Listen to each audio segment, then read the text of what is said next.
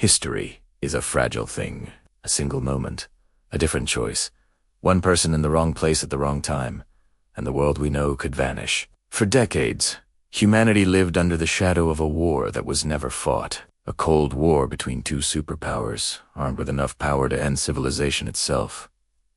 But what if it hadn't stayed cold? What if the worst-case scenario, the one everyone dreaded, actually happened? This is the story of World War III. A story from the dark timeline. The year is 1983. Ronald Reagan has labeled the Soviet Union the evil empire. The Soviets are convinced the Americans are planning a surprise nuclear attack, and NATO is conducting Able Archer 83, a massive military exercise simulating the escalation to a full-scale nuclear war. To the KGB, the simulation looks alarmingly real. Paranoia is at an all-time high. The world is a powder keg, and the fuse is burning short. On September 26th, deep inside a secret Soviet command bunker, an alarm blares. A satellite has detected the launch of an American Minuteman intercontinental ballistic missile, then another, and another. The system screams that the United States has initiated a first strike. In our timeline, the man in charge, Lieutenant Colonel Stanislav Petrov, had a gut feeling. He saw contradictions in the data. The launch was too small, the system too new. He gambled with the fate of the world and reported it as a false alarm, saving us all from nuclear Armageddon. But in the dark timeline, history takes a detour. Perhaps Petrov isn't on duty that night. Perhaps his superior is a hardliner who trusts the computers over a subordinate's hunch. Or maybe the system reports not 5 missiles, but 50. Whatever the reason, the decision is different. The alert isn't dismissed. It's escalated. Up the chain of command it goes, with terrifying speed. In the Kremlin, amidst panic and confusion, the Soviet leadership has minutes to decide. Believing that American warheads are already screaming towards them, they make the only choice they feel they have left.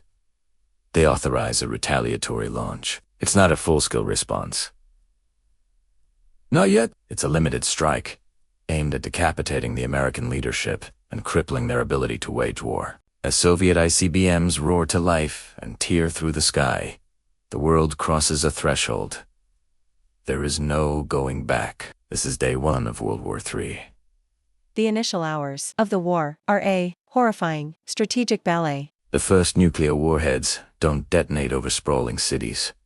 They are counterforce strikes. Gigantic fireballs bloom over the desolate plains of North Dakota, Montana, and Siberia, vaporizing missile silos. Air bases in Europe and the Warsaw Pact countries are turned into radioactive glass. Naval fleets at sea are hunted down by submarine-launched missiles, their carriers vanishing in plumes of steam and steel. For a brief, insane moment, leaders in underground bunkers try to convince themselves that the war can be contained. They call it limited nuclear exchange, a clinical term for the murder of millions.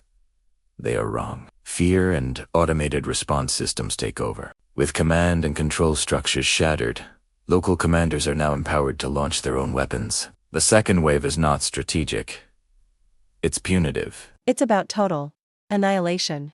Missiles that were held in reserve are now unleashed on cities, population centers, cultural hearts. New York, Moscow, Washington, London, Beijing, Paris. One by one, the great cities of the world are erased from the map.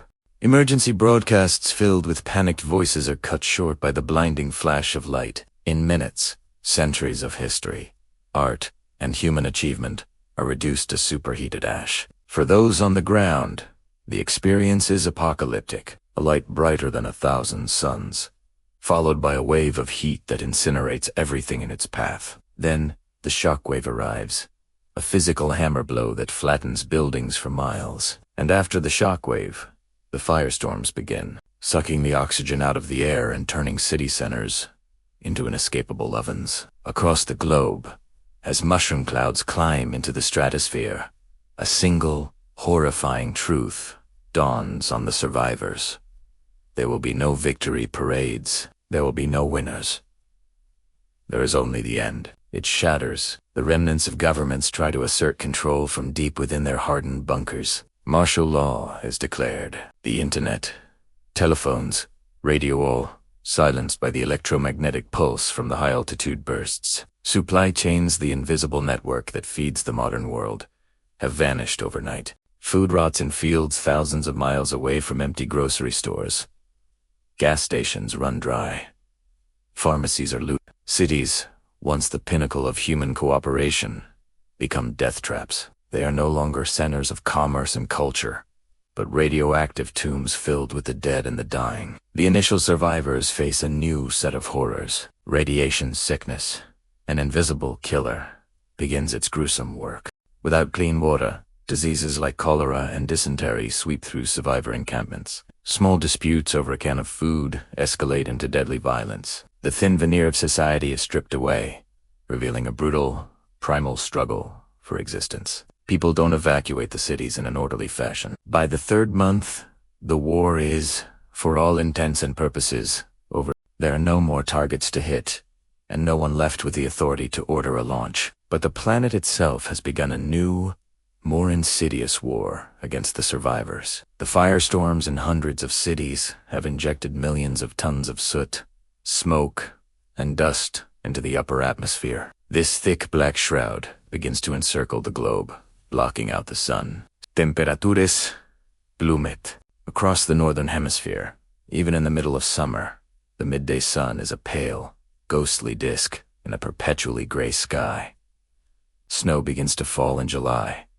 Rivers and lakes freeze over. The growing season doesn't just shorten, it disappears entirely. The few crops that weren't destroyed by fallout now wither and die in the relentless cold. The billions of people in the southern hemisphere, who thought they were safe from the direct effects of the war, now face their own extinction. Famine on a global scale begins. The world's food reserves are gone in weeks. The intricate ecosystems of the oceans collapse as phytoplankton, the base of the marine food chain, dies off from the lack of sunlight. Humanity is now a scattered, endangered species on a dying planet. The great ideological struggle between East and West, between capitalism and communism, didn't end with a treaty or a victory. It ended in a frozen, silent twilight. The Cold War never really thawed.